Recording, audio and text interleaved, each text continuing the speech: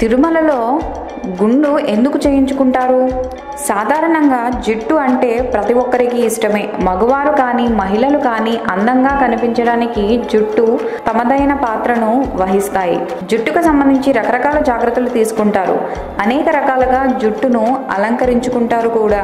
జానపదంలో కూడా తల వెంట్రుకల సౌందర్యం కోసం జాగ్రత్తలు తీసుకునే విధానాలు కూడా ఉన్నాయి. జానపద విజ్ఞానం ప్రకారం తల వెంట్రుకలు ప్రతి ఒక్కరికి అపూర్వం. అంతేకాదు వెంట్రుకలను సంపదతో పోల్చి కేశ సంపద అని కూడా పిలుచుకుంటారు.